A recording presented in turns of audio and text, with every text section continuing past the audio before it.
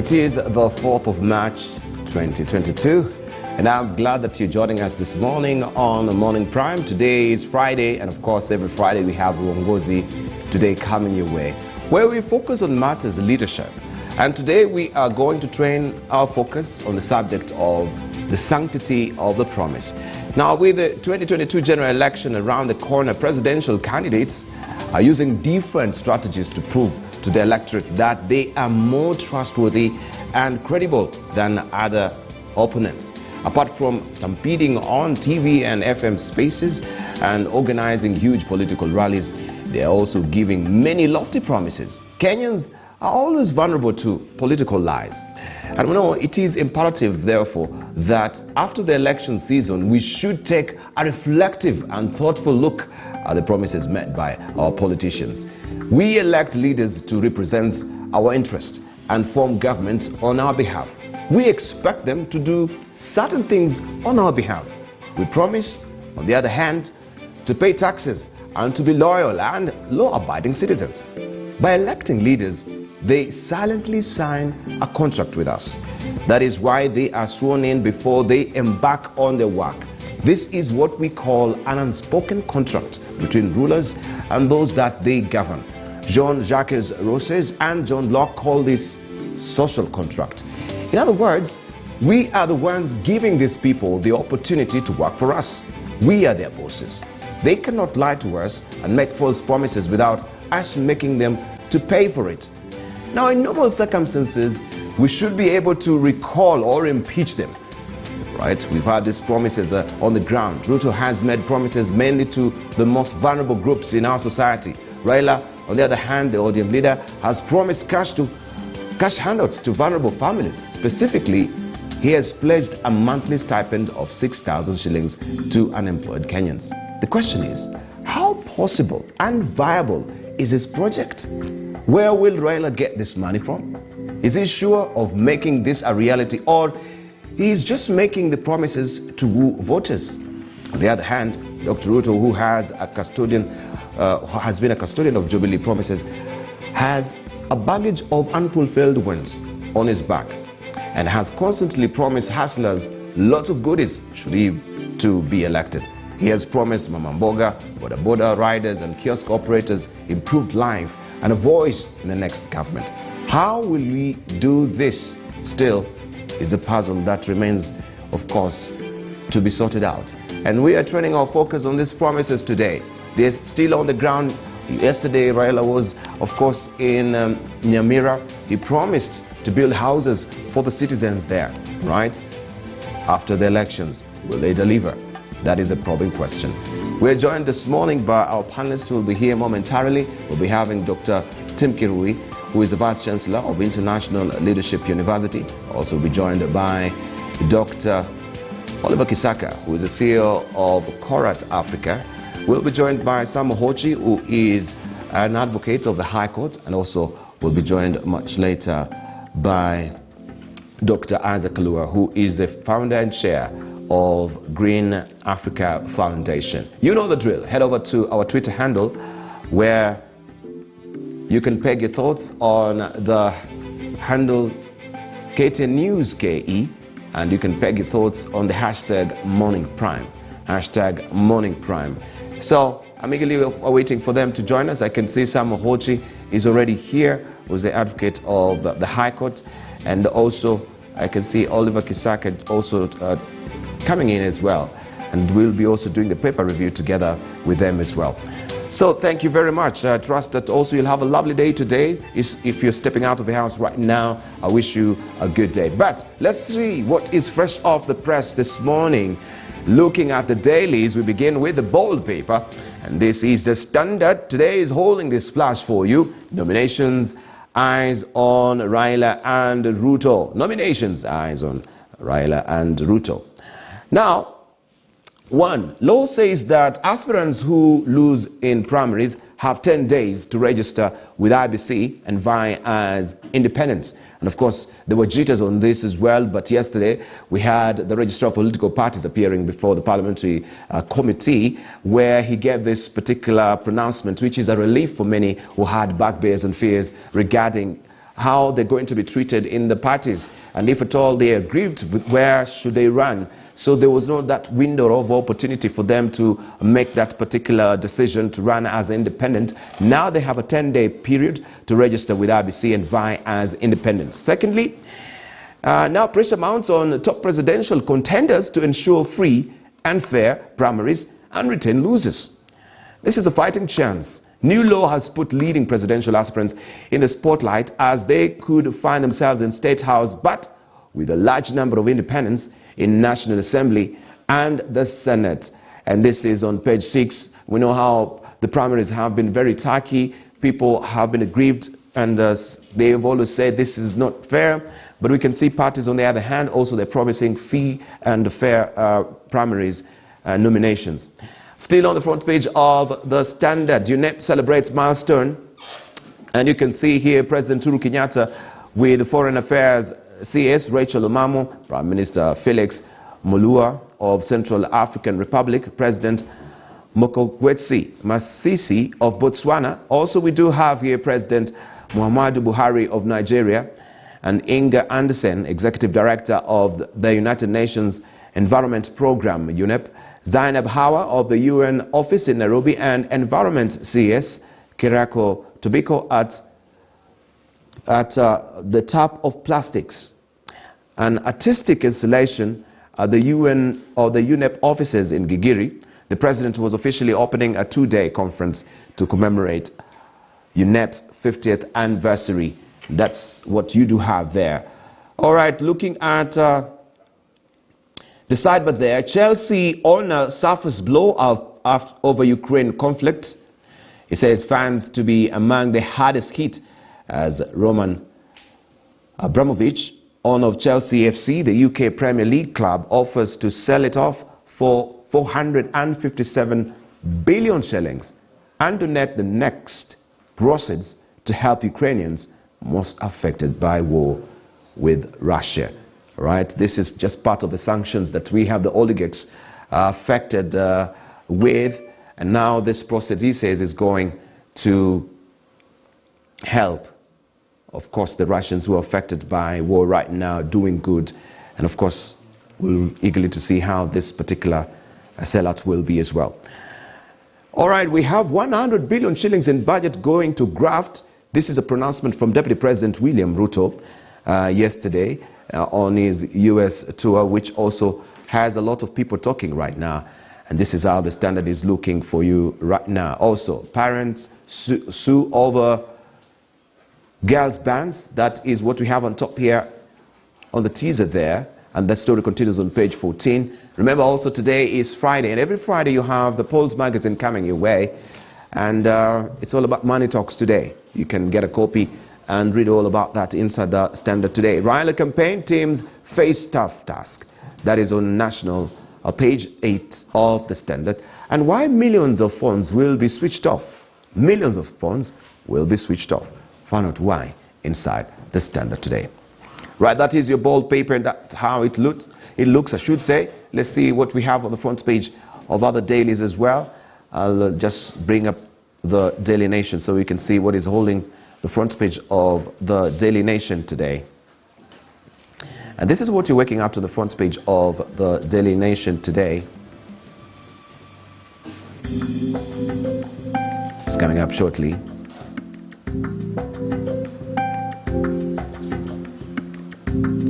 And the Daily Nation is holding this for you, the front page of the Daily Nation. Raila dares Kalonzo to delegates face-off. That is what we have on the front page of the Daily Nation today. Raila dares Kalonzo to delegates face-off. You can see that is a splash today. And on top there, the flag reads, Rumble in the City. Rumble in the City. Kasarani in the tentative, is the tentative venue of the showdown, according to Azimio insiders. Let the people decide. After a week of political posturing that has slowed down the Azimio train, the decision on the coalition's flag bearer will be made by delegates in Nairobi on March the 12th.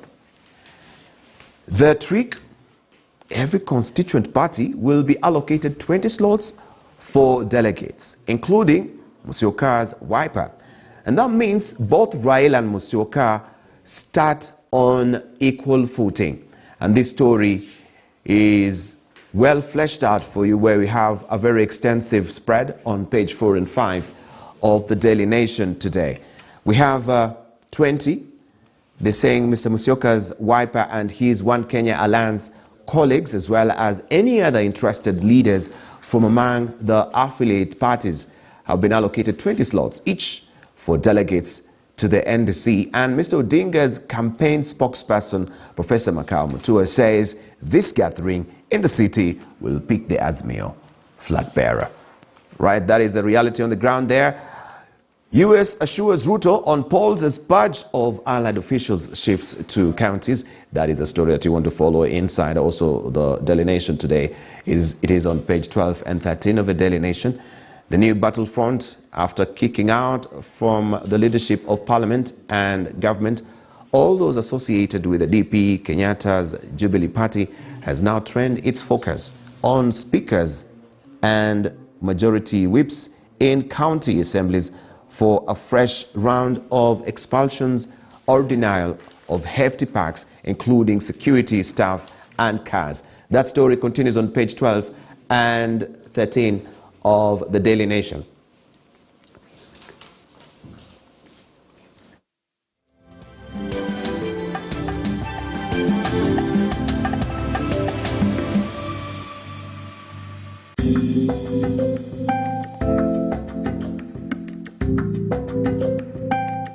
The apartment owners can now obtain title deeds.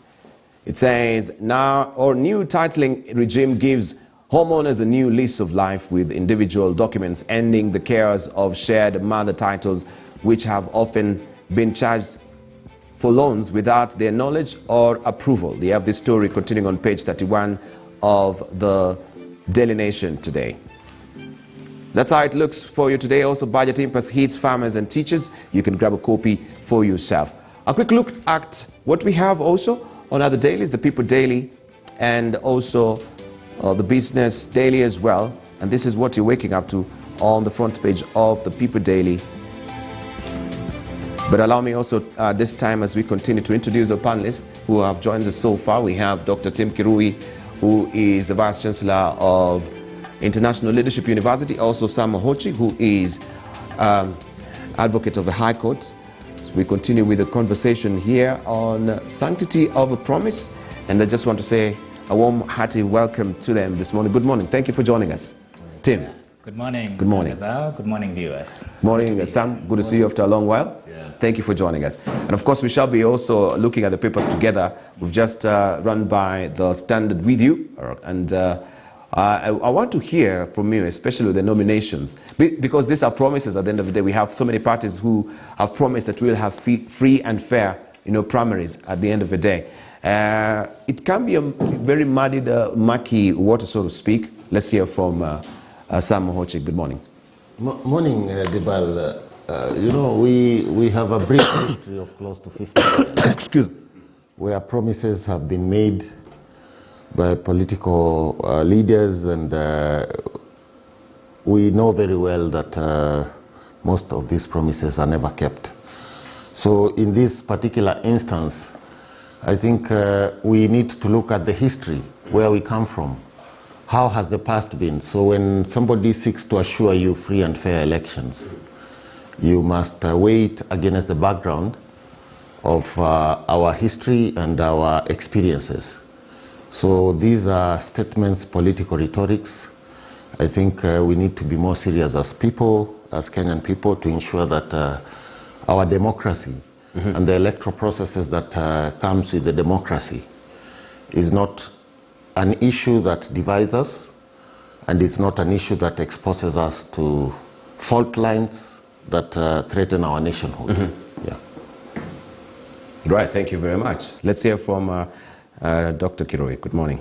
Good morning. I think that's to just back up what Sam has said. The challenge that we have is that even culturally, there was nothing wrong with you taking advantage of the next tribe. You know, in a sense, they were considered an enemy. And so long as maybe somebody doesn't come from your community especially, there is nothing really people feel too strongly about. That's wrong. And so therefore, people just go left, right, and center, just taking advantage of each other, and so on. So I think that's a challenge we have, is that we don't have that commitment to integrity, although I know it's in our constitution and so on. And even just culturally, the community doesn't really, worry too much. Even now, there have been claims in the press this week about, previous promises that have not been kept. It's not really a big deal. People have not called the person to attention, or and so on. So I think, unfortunately, yes, the history doesn't help us, and culturally and community-wise, that doesn't help. So in a sense, it makes it very difficult. And that's why nominations are a life and death issue in the areas where these big parties have got a majority. Right, thank you. Sam Hodge, just looking at also the window period that the Register of Political Parties has given to persons that will be aggrieved with the exercise itself, the 10-day period for them to register as independent. Do you think, and still there is that particular concern that even when we come to the primaries, people, if they are aggrieved, the next president will be having a host of independent candidates, which is a bit worrying when it comes to passing legislations in the House at the end of the day. So do you think this particular 10-day period also will see en masse? Because even looking at the other previous election, we saw the burgeoning number of independents. Some are governors right now, some are also MCAs and MPs as independent in the House. Briefly. The starting point is that the role and place of political parties in our democracy is quite crucial. Unfortunately, what we have witnessed since the advent of multipartyism is that political parties are weak institutions. They shy away from complying with the law. So they drag their feet for 5 years. They don't hold NDCs. They don't hold all the requirements that they are supposed to comply with the registrar's office. And at the tail end, during electioneering, it becomes a crisis. So the starting point we need to ask is, when one seeks to become a member of a political party, you don't join a political party thinking that you'll be leaving. So the window created for defectors is a small reprieve that the law has created for people who do not have any other recourse. Otherwise, my assumption is that political parties should run their affairs in a professional manner. Party primaries should be held even 1 year in advance. They do not have to wait for the tail end. And back to the primaries, in the history of this country, I do not recall a single instance where a single political party has held proper party primaries. Now we are discussing an NDC for an amalgamation of political parties. So that the credibility of who becomes a delegate comes into doubt. And ultimately it will produce a candidate who might eventually then become the president of the country. Then it begs the question, what is the true role of the political party and who are these people? Because some of these delegates, we have new political outfits that were hardly created 1 year ago. So they have not really elected any delegates. So these are handpicked people. And when that happens, grievances are many. So the chaos that we are bound to witness will include multiple disputes in the very relevant tribunals, the political parties dispute tribunal and the courts. And as history has held us, this is nothing new. So we are just witnessing what we have witnessed before. So the political party nominations will be shambolic and chaotic, as has been the case. And I'm yet to be convinced otherwise. You're a prophet of doom. Or you're just stating the facts as they are. Thank you very much. Let's cross over to Dr. Oliver Kisaka, who is also with us this morning. He's the CEO of Korat Africa, and also we have Dr. Isaac Kalua as well. Good morning, Isaac. Good morning, Dibal, and thank you for having me. Yeah, thank you for joining us. Right, we're still looking through the papers as well, and looking at the bold paper. I know you've missed out that because you've come in a bit late, so I'll run you by it, and you have the paper with you there anyway. It is focusing on nominations right, that they're upcoming. This is the nominations that is eyeing Raila and Ruto. So that is where the primary focus will be. It is here, you can see it.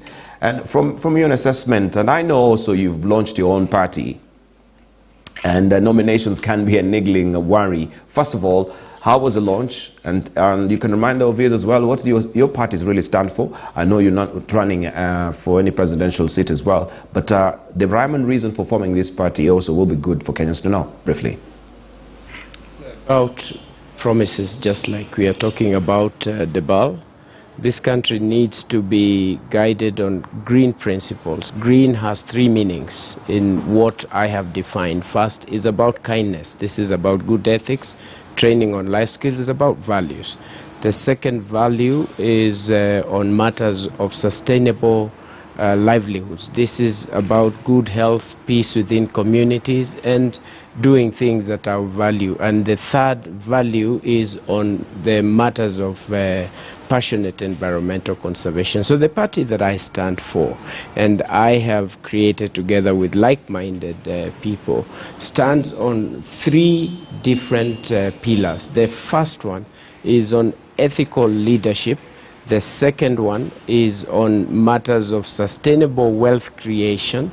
And the third one is the dignity of the household. So these three will create an institution and a community that will lead us to greater levels. When you talk about issues of broken promises and what we are seeing in the political arena, it's just about what we stand for, what our values are.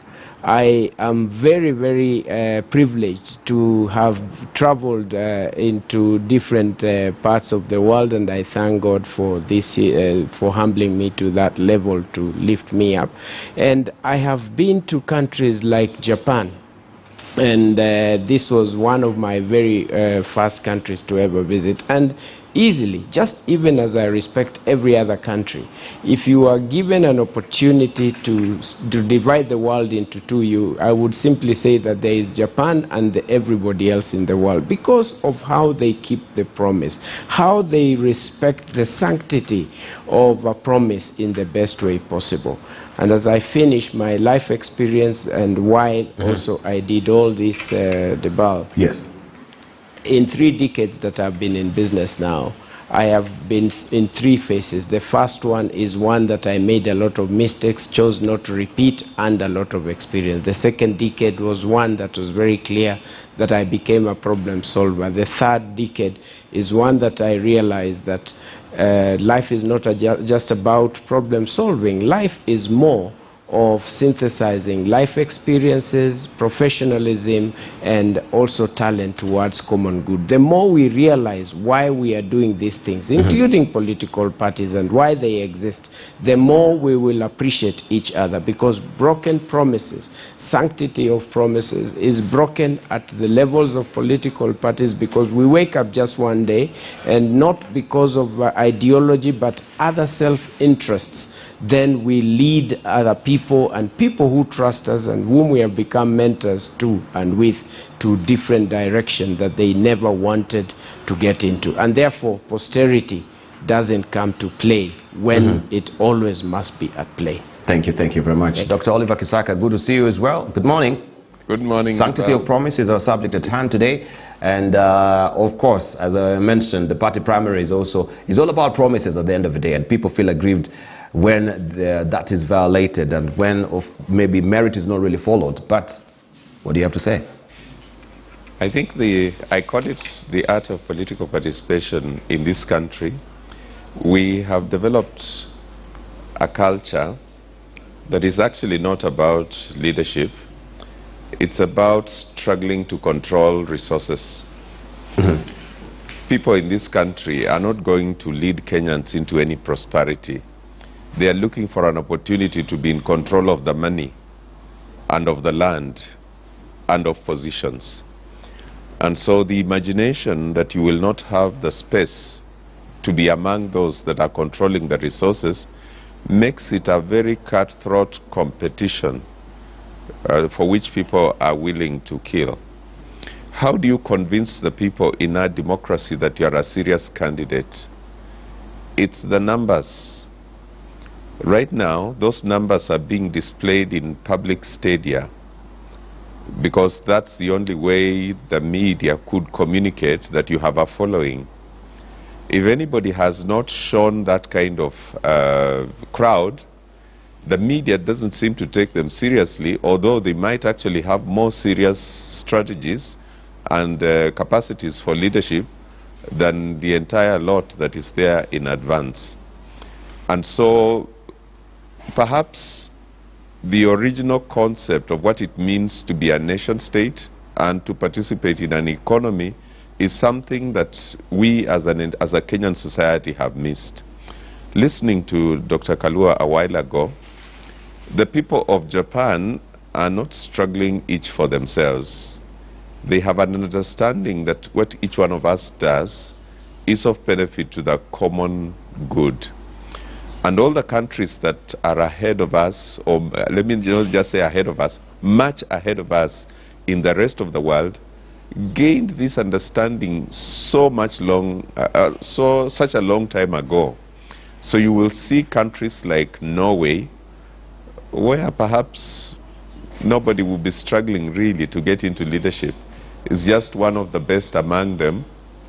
And you are told that their GDP there are types of figures which we can't talk about. So in a sense, our culture needs to change as a Kenyan people. And I think we as a citizenry need to use different parameters in holding those that are in leadership accountable and perhaps to change the game. Let's listen to the Dr. Kaluas. Let's listen to the Ruben Kigamis. Let's give them an opportunity to tell us. I watched as Kibaki's son, the Honorable Kibaki's son, gave his opening remarks as he launched his political effort. And he was rejoicing about the kind of contribution that his own father made. And he said a statement that was interesting to me. He said he tried for a long time and could not get. But when he got the benefit he brought, I think people were saying, where has this person been all this while? And I think the culture is a culture of noise, is a culture of crowds, is a culture of numbers, where we are just trying to convince others that we have more. I asked myself in the last 2 weeks, what has any of these politicians, in the times that they have been on air campaigning, done to tell us just 5 clear points of what they stand for? Nothing. It's just so and so is this, so and so is not this, so and so is not this. You've spent so much telling us why so and so is not this. We have no idea what you are trying to say. So I think as a country we need to shift from this teenage season of politics and mature and begin to ask more difficult questions. It's not the crowd, it's not the noise, it's not a popularity contest. It's about our lives. We need people who can organize our country and help everybody to have space. And so they don't find it difficult to lie because they know people are looking for the bad ones. Our language has changed. If we want to say Dibal is a good person, we don't say Dibal is good. Nobody will listen to us. We say Dibal ni mnoma. I don't know if you have heard this word. Is a bad person. The more you state them in negative terms, the more you popularize them. And so these guys who are ahead, if you ask yourself what is really known about them, really it's the bad things they have done in the past. Thank you. Yeah, so I think we need to shift as a citizenry in order to hold those claiming leadership among us accountable. Right, thank you. All right, let's just wind up with the paper review, and I have the People Daily for you. And this is the splash you're waking up to on the front page of the People Daily. An illegal gathering. This is an illegal gathering. And we have Anderitu, the registrar of political parties, saying, quote unquote, what happens will be determined by the momentous actions of the speaker or the speakers of the relevant houses. Defection Register of Political Parties says majority MPs are in the House illegally after they abandoned their parties and joined new outfits. That is a story that we have here on the page 4 of the People Daily as well. Maybe I'll pick the brains of Sam Hoche on this as well. We've been lenient with these MPs as far as the party, hoping is concerned, or the deeming that, the political act really talk about. When you talk about deeming, you are pushing the agenda of another party. It goes back to the heart of leadership and integrity. A political leader whose ideology runs counter to his political party should cross the line in parliament and defect, and surrender the seat and go back to the electorate to be re-elected or not. And in our history, that has happened once. I think Raila Odinga did it once in Langata as an MP. And since that time, we have never seen it. So what is happening right now is you have individuals who want to continue retaining their parliamentary seats to the tail end. They still want to resign and remain as MPs, and I don't think that is tenable in law. The most honorable thing for these individuals is to resign and officially join their political parties and engage in political campaigneering. Just a small point on why political parties are bombarding the masses and the Kenyan people with assurances of free and fair party primaries. I think that statement is selfish to the political parties themselves. It is an intention of trying to keep their boats together for as long as possible, because as has been the pattern, there's usually a game of musical chairs happening just immediately after party nominations. So the intention here is to hold on their members for as long as possible, because they'll bleed members after the shambolic nomination. I don't think that reassurance is a reassurance to the Kenyan voters. It's a reassurance to the competitors that they will be treated fairly, which might not be the case, so that by the time they realize they have been unfairly treated, it will be too late, and the only option for them is to become independent. Yeah. You're right, and that is what is on the front page of the People Daily this morning. Uhuru captive of ODM, Ruto claims, is the story that you want to follow on page 3 of the People Daily. Magoha also says cartels want to leak exams. Cartels want to leak exams. That is what Magoha is telling us. Even after we know that we had these exam papers being printed in the UK, and people were questioning, why should we go and print our papers in the UK at the end of the day? So I thought that was actually try and stem the leakages of exams, or people really who maybe are not good custodians of, or maybe people who don't have integrity will tell other people, will try and leak the exams at the end of the day. We shouldn't be struggling with this right now, Dr. Kirui. Indeed, as my colleagues have said, one of our challenges as a nation, of course, is our lack of good values. The big one that we talk a lot about is integrity, but very few people believe in it. But it is very costly to the society. I mean, think about the fact that, just like you said, you're having to print exams using our scarce foreign exchange, to be able to do that. But you also have to employ guards and police officers. In fact, they're having to even now inconvenience children by moving them into nearby schools. Because of the cost of managing this. It's like a police operation. I mean, it's like wartime. When you go to some of these centers where the exam is being done, it's like you're barricading these children. I even wonder whether we are not actually influencing some of the children who may be captive to fear not to do well. Of course, those who are being moved from their own kind of homes and places of where they are used to, that's already a disadvantage. So I think the next administration, because maybe it's too late for this one, one of the things that Kenyans should hold them to account for is transforming the values of the society. The most important government ministry in the next administration is not Ministry of Finance or Energy, where people steal a lot of money. It is the Ministry of Culture and Social Services, because we must reform this country from its roots. If we are not able to do that, there is not much hope, because whatever system we put up was put up by human beings, another set of human beings are going to break the code and be able to hack that system. And there's no wall that's going to be too high. We'll keep spending more and more resources in areas that don't benefit this country long term. So I really think that what we need is a social re-engineering. And I was thinking about in the UK, maybe as an example to us, our former colonial power. They are not very different from us. What they were telling us how only maybe 300 years ago or so, the Vikings were controlling and the place was ungovernable and so on. But of course, through the work of people like William Wilberforce, who helped us abolish slavery, the other thing he did is to bring this whole idea of the reform of manners.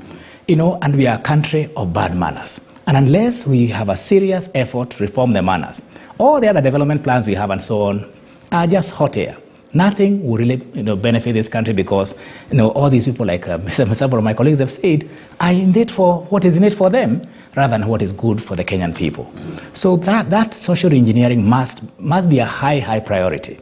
If we don't do that, there is not much else that will be attained in the other spheres of development.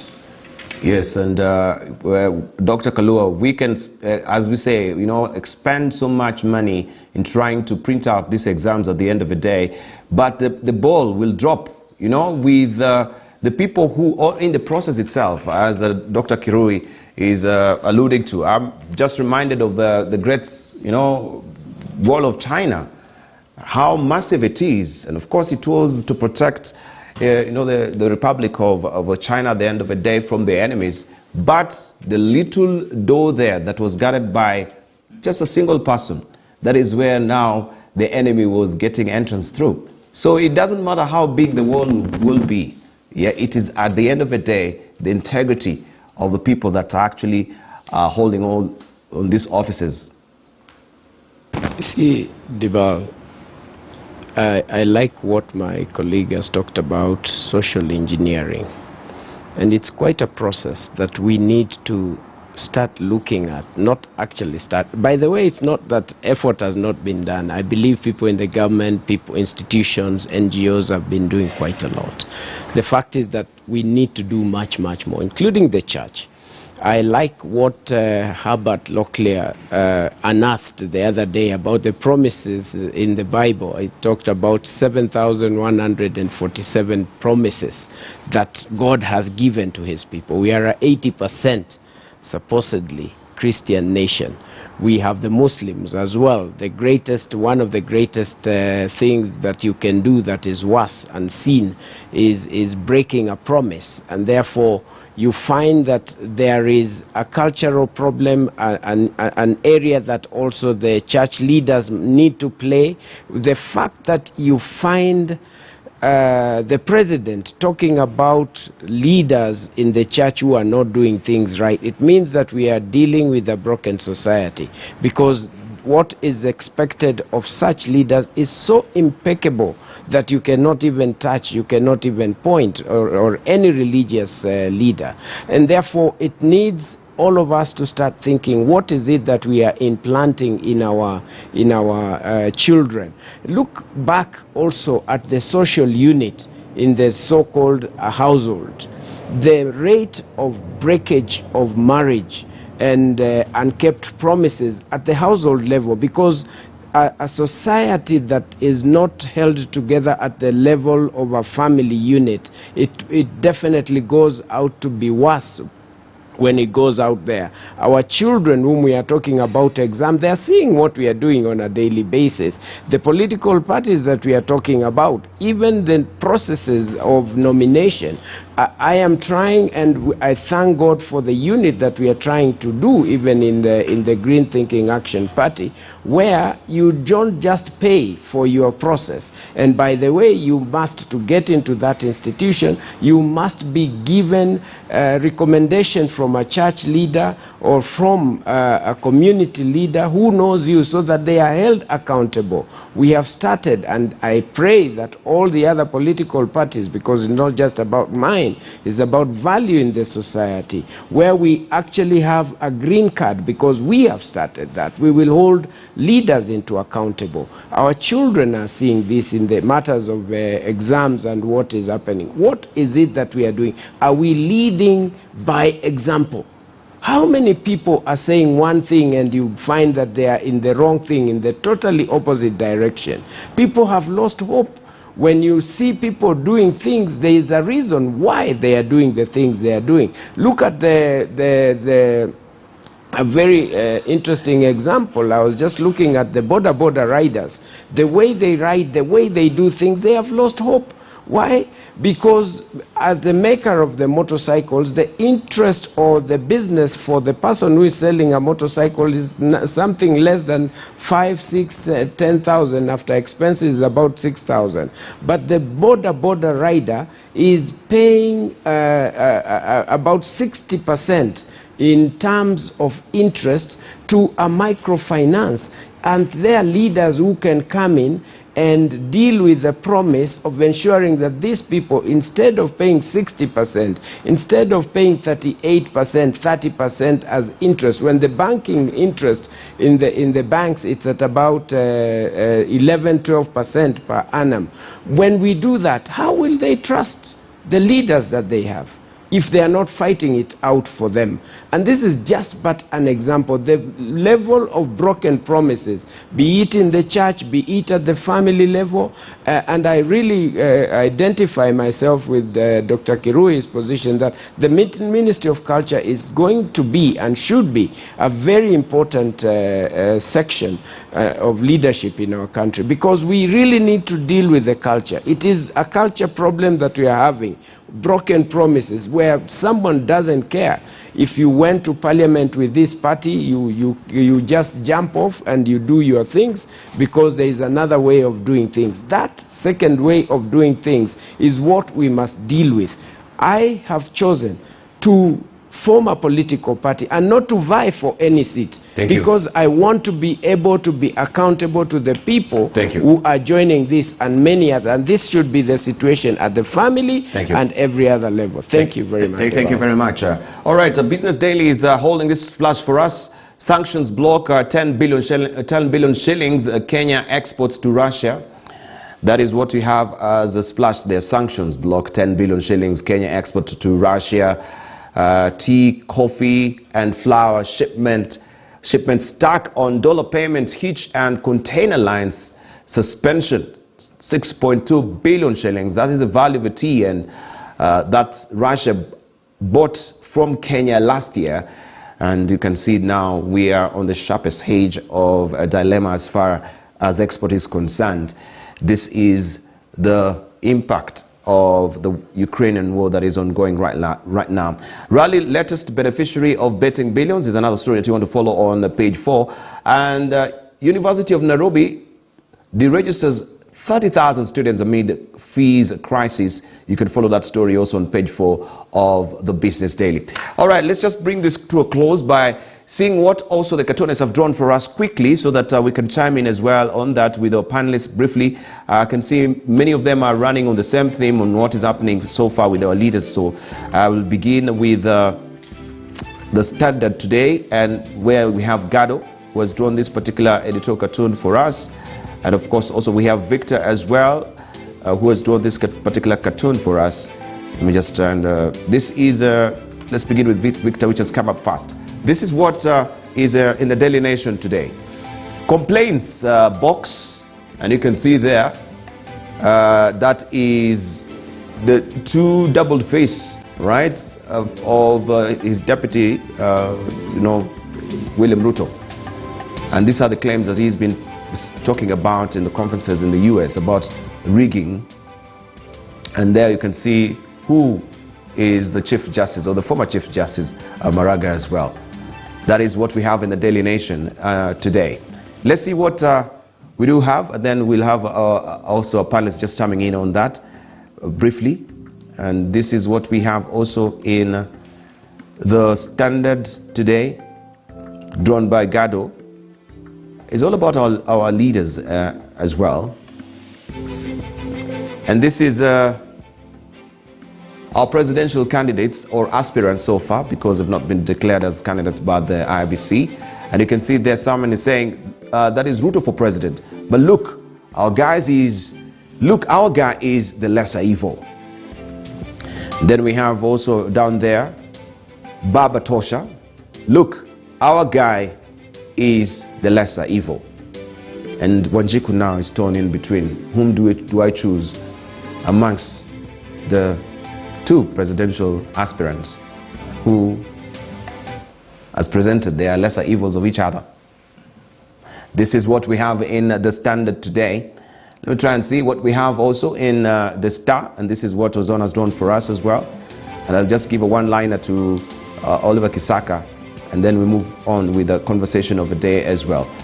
Let's see what Ozone has drawn for us, and this is what Ozone has drawn for us inside the Star today. What goes around comes around. And this is all about the rigging claims. What goes around comes around. The other day they were pointing at who? You can see that particular face, right, with the shining pet there. That looks like the former president, Mwai Kibaki. All right. Now that has gone full circle. Now it is Ruto pointing towards the current handshakers, of course, bromance that we have between President Uhuru Kenyatta and Right Honorable Raila Odinga. That is in the Star today. And lastly, let's see what we have also inside the People Daily, as drawn by Stano. And this is what Stano has drawn for us today. It's coming up shortly. This is what we do have there. Still the same theme. My friend, I can smell a rat. And then you see the Right Honorable Raila Odinga saying, I smell it in every election, apart from this year's polls. Dr. Oliver Kisaka, you can chime in on that. The theme that all the cartoonists have brought out is fairly consistent, and it reflects what we said a while ago, even with the exams. We have reached a point in this country where we almost think you cannot get anything unless you play foul. This is wrong. We need a culture change. And although we are demanding that our leaders be the one to lead that change, I think we as citizens have a great responsibility to punish this kind of culture. Let's look for people of integrity, even if they are not known. Let's give them opportunity to begin changing these matters. Fantastic. Let's hear from Sam Ohoche briefly on those cartoons. Then maybe I'll talk about Gado's cartoon and all right. And the question of pointing fingers and laying blame. I think the way I look at it, it goes back to how our democracy is constructed and the values we attribute when we make decisions and choices. It tells you that the majority of the voters are either a confused lot. The considerations they bring into the fore while determining the leaders they will elect are maybe extraneous and not relevant to what they should be looking at. And that is why we are discussing the evil we should vote for, the lesser evil. I think this is very worrying because it tells a story of the voter. And to that extent, then there is more work to be done so that the voter can not only look at the individual and as a determinant of the election, but rather what that individual portends in terms of quality and values that leader espouses. Thank you very much. Now, for the second day running, Deputy President William Ruto, who is in the tour of the United States, maintained attacks against his own government, claiming it was budgeting for corruption while engaging in subjective and personalized war against the same. In thinly veiled attack against his boss, President Uhuru Kenyatta, Ruto claimed that the government has been budgeting close to 100 billion shillings to opaque institutions whose mandate are not subjected to oversight agencies. Ruto says the budgets of institutions have grown fivefold in the last 10 years. And as Duncan Khaemba reports, the DP has laid the blame of failure to hold government accountable on the handshake, which he says has rendered President Kenyatta a refugee in the opposition. Deputy President William Ruto, who is on a tour in the United States, was speaking at the Carnegie Endowment for International Peace when he literally laid bare the Jubilee administration on its record on fight against corruption. Thank you very much, Deputy President. A matter that came up when he was put on the spot over his integrity. The truth is, there are some people who have some concerns about, whether it's issues around integrity or incidents in the past. So how would you respond to those concerns that people have? And some of them are quite, they're quite valid. So how would you respond to those concerns that they have? When you are in that pivotal position, you do not miss people who will say things about you.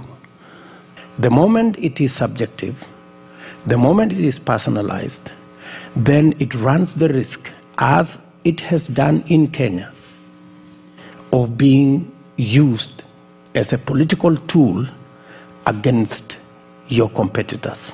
Ruto, who appeared rattled, tore into the government insofar as fight against graft is concerned, sensationally stating that the government has been budgeting for corruption.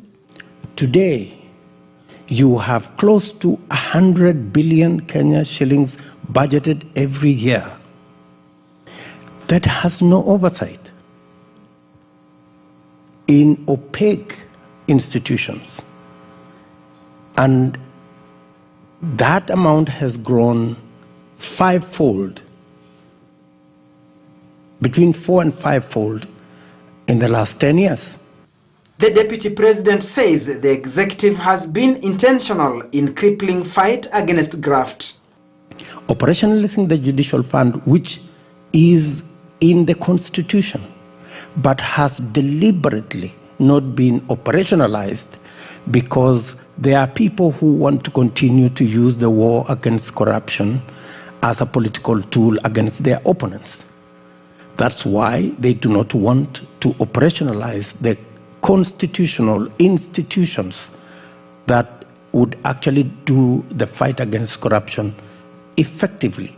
Failure to respect independent constitutional offices and lack of financial autonomy is a matter the second-in-command says has fueled weaponization of fight against corruption.